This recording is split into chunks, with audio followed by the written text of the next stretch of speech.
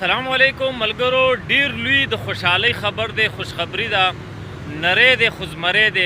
پرویز خټک لالا هغه د قائد جمعیت حضرت مولانا فضل الرحمن صاحب سره ملاقات کړی دی او ډیر طویل ملاقات کړی دی او ډیر طویل مشاورت شوی دی په مختلفو امورو باندې تبادله خیال شوی دی، خبرې اترې شوي دي.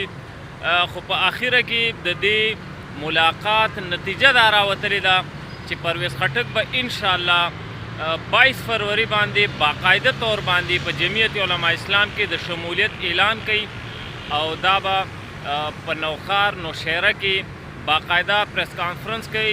انشاءالله قائد جمعیت حضرت مولانا فضل الرحمن صاحب به هم هلته موجود دي او صرف پرویز خټک نه بلکې د هغه تمام ټیم د هغه تمام ملګري به باقاعده طور باندې په جمعیت علماء اسلام کې د شمولیت اعلان کوي. یو د پی ټی آی یو کسو هغه دا خبره کړې وه چې پرویز خټک د عمران خان سره غداری کړې ده، دوکې کړې ده، د دې بدله به ترې موږ اخلو. یعنې د هغه مقصد دا و چې موږ به د ده بېعزتي کوو.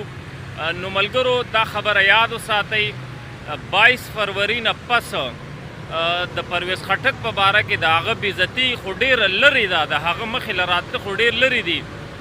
دا سوچ کول چې د هغه بېعزتي به وکړو نو یقین وکئ چې په دغه سوچ باندې به بیا وروسته تاسو پښیمانه یې چې تاسو دا سوچ وکئ.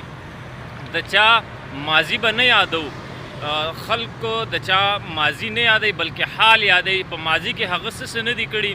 خلک اوس وایي چې تاسو د پرویز خټک صفت کوئ، د هغه تعریف کوئ، مخکې به په هغه پسې خبرې کولې. نو یقینا د چا ماضي به نه یادوي، حال مستقبل به د هغه ګوري. مخکې چې هغه څه هم کړي دي دا د هغه خپله عمل و زندگی و الله له به د هغې جواب ورکوي او آینده به انشاءالله د علماو په قیادت کې او د هغوی په سرپرستۍ کې به کار کوي او که بیا هم څه غلطي کوي نو انشاءالله تنقید به بیا هم په هغه باندې کیږي. دا دې په جمعیت علماء اسلام کې ولې نه وي، خو انشاءالله د علماو د لمن لاندې چې کله راغی نو انشاءالله تاسو به وینئ چې دغه پرویز خټک وي او د هغه کارونه به بیا تاسو وینئ، نه به هغه ډانسونه کوي، نه به هغه پردی زنانه ګډوي، بلکې د یو مسلمان په حیث د یو پښتون په حیث به هغه خپل سیاست جاری ساتي. او په اخره کې نری دی خزمری دی د پرویز خټک لالا دا یو پیغام لازمي واوري او د پی ټی آی والا ته ورسوي. پی ټی آی والا ته پرویز خټک یو پیغام پرېښی دی، نو یقینا امید لرم چې دا پیغام به تاسو واوري او په دې باندې به عمل وکړئ، لږ سوچ به پرې وکړئ او لږ په خپل ګریوان کې به وګورئ. راځئ د پرویز خټک لالا دا پیغام اورو. چا ما سره ما پسې پروپاګینډې وکړي، وخت به راځي زه به یې داسې ځای ته رسوم چې یاد به ساتي. زه به هېڅ هغه تماشه ښیم چې شي. ما چاته ضد نه یې کړی، ما ضد په زندګۍ کې نه یې کړی، چا سره مې زیاتې مې نه کړې، خو ما پسې چې کنځل کوي نو سره ډنډې باندې به کور ته ورپسې ځم. د قانون کنټرول شي دا دې ته هغه چل ښیو چې دا بدماشي مونږ چا نه منو. خپل کار خبرې کوئ، یا خپل د لیډر کارکردګي وښیئ. زه به ته کارکردګي وښیم، دی مې وښیي. زه د خپل 5 کالو کارکردګي ښوی شم. خولې بند مې کوي، خپل وښیئ تاسو چې تاسو د 4.5 کاله کې عمران خان د ملک لپاره څه وکړ. ما ته خو شرم راځي، زه یو شی هم نشم ښیلی 4.5 کاله کې عمران خان د صوبې ته څه کړي. تش تقریرونه، تش خپل مطلب حاصلوم.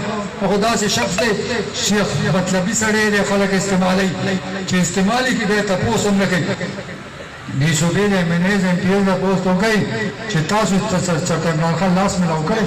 ټول نه نږدې خو پاکستان کې زور سره، ټول نه زیات خو ما ته هغه معلوم دی چې هغه څه سړی دی. ما 5 کاله حکومت ما دا خیال و چې عمران خان به وزیر اعظم شي، نو اکانومي به ټیک شي، ټیکسیشن نظام به ټیک شي، پیسه به ملک ته راشي، روزګار به راشي، خوشحالي به راشي. خو هغه مکه تباهي ته پاکستان انتشار پھیلاو کو په ملک کې دا ملک ونه چلی.